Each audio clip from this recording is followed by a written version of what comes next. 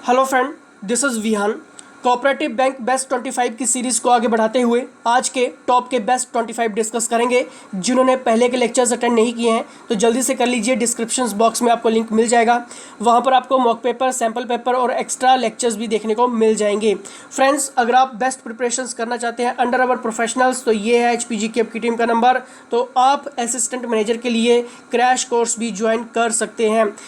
सब कुछ डिटेल्स आप प्राप्त कर सकते हैं, यहाँ पर व्हाट्सएप करिए और पूरी की पूरी जानकारी आप प्राप्त करिए।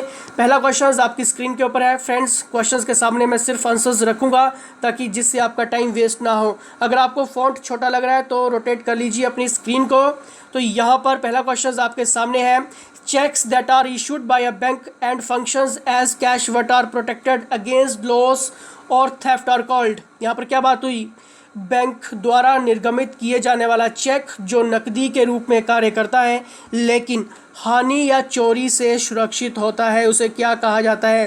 फ्रेंड्स, मैं यहाँ पर आपको क्लियर कर दूं कि जितने भी क्वेश्चंस होंगे बेस्ट 25 के, जिन्होंने PO जैसे एग्ज़ाम, क्लर्क जैसे एग्ज़ाम, IBPS जैसे एग्ज़ाम क्लियर किए और आज गवर्नमेंट पोस्टेड पर भी हैं, तो उन सभी का एक्सपीरियंस आपको इन क्वेश्चंस के माध्यम से भी मिलने वाला है।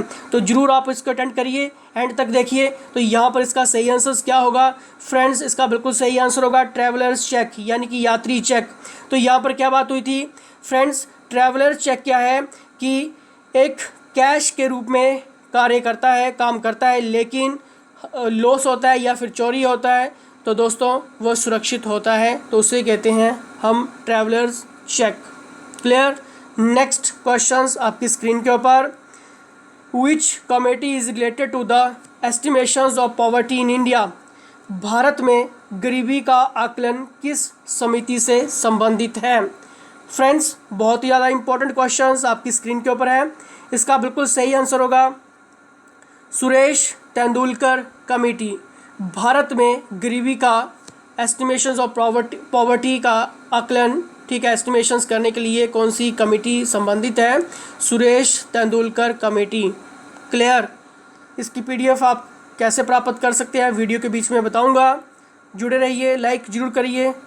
तो यहाँ पर next questions, under the move operation twist, very important, the reserve bank of India will buy and sell what amount of government securities? Operation twist के अंतर्गत भारतीय रिजर्व बैंक कितनी राशि की सरकारी प्रतिभूतियों की खरीद और बिक्री करेगा? फ्रेंड्स, बहुत ज़्यादा इंपॉर्टेंट क्वेश्चन और काफ़ी ज़्यादा ये चर्चा में भी रहा था, चाहे मैं मैगजीन्स की बात करूं या फिर न्यूज़पेपर की बात करूं। ऑपरेशन ट्विस्ट के अंडर दोस्तों भारतीय रिजर्व बैंक यहाँ पर 10,000 करोड़, ठीक है, ऑप्शन नंबर सेकंड, 10,000 करोड़ की सरकारी प्रतिभूतियों की खरीद और बिक्री करेगा। ठीक है, तो यहाँ पर नेक्स्ट क्वेश्चन आपकी स्क्रीन के ऊपर, the reserve bank of India has instructed banks to make all online payments done through which of the following method free of cost for saving account holders? यहाँ पर क्या बात हुई? भारतीय रिजर्व बैंक ने बैंकों को निम्नलिखित में से किस विधि के माध्यम से किए गए सभी ऑनलाइन भुगतान को बचत खाता धारकों के लिए निःशुल्क करने का निर्देश दिया है? ऑप्शंस देखिए, नेशनल इलेक्ट्रॉनिक्स फंड ट्रांसफ़र, बिल्कुल सही। रियल टाइम ग्रॉस सेटलमेंट, बिल्कुल सही।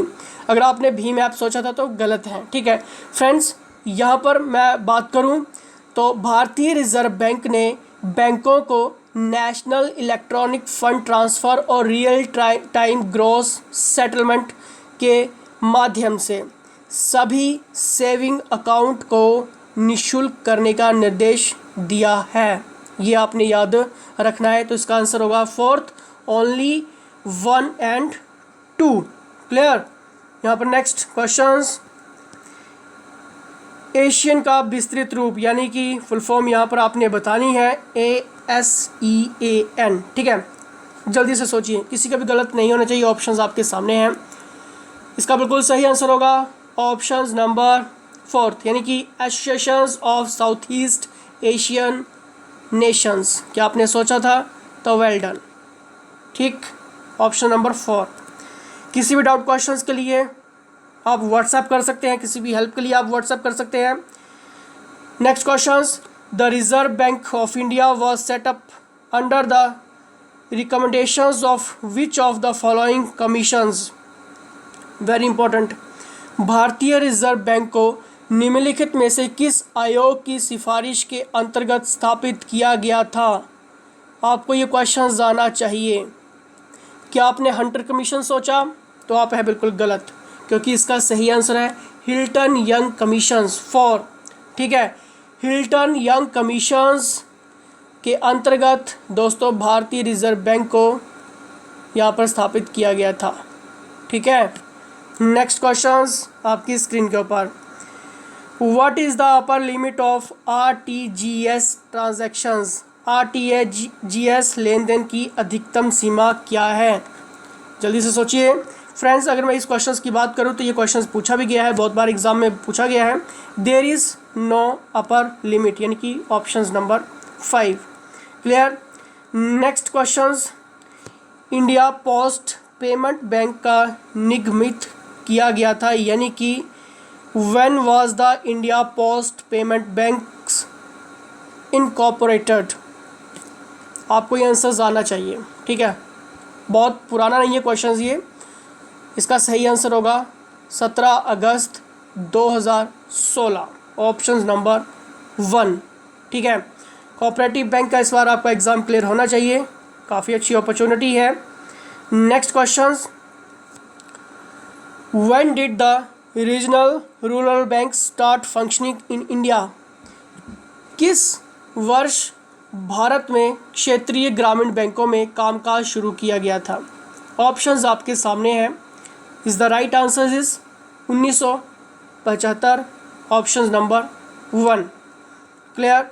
The next question is the ownership right of a company remains. एक कंपनी के स्वामित्व का अधिकार रहता है। अगर मैं इस क्वेश्चन की बात करूं तो दोस्तों इक्विटी शेयर होल्डर्स, यानी कि इक्विटी शेयर धारकों के पास एक कंपनी के स्वामित्व का अधिकार रहता है, ऑनरशिप राइट ऑफ कंपनी रहता है। ठीक है, इक्विटी शेयर होल्डर्स, शेयर धारकों के पास। ठीक है, तो इसका बिल्कुल सही आंसर होगा ऑप्शन नंबर 2। बाकी ऑप्शंस देखने की भी ज़रूरत भी नहीं होती कई बार। ठीक है, अगर आपको आंसर्स क्लियर होते हैं तो। ठीक है, नेक्स्ट क्वेश्चंस आपकी स्क्रीन के ऊपर है। The securitisations act does not covers, यानी कि प्रतिभूतिकरण अधिनियम को कवर नहीं करता है। Friends, securitisations act does not covers chit fund companies, ये याद रखना है आपको। ये क्वेश्चंस बन चुका है, ऑप्शन नंबर 4 यहाँ पर। ठीक है, इसका सही आंसर होगा option number 4। Cheat fund companies को कवर नहीं करता है, बाकी को करता है। ठीक है, तो ये आपने याद रखना है। Next questions. Who among the following has resigned as deputy governor of the reserve bank of India last 6 months before the end of his term of personal reasons?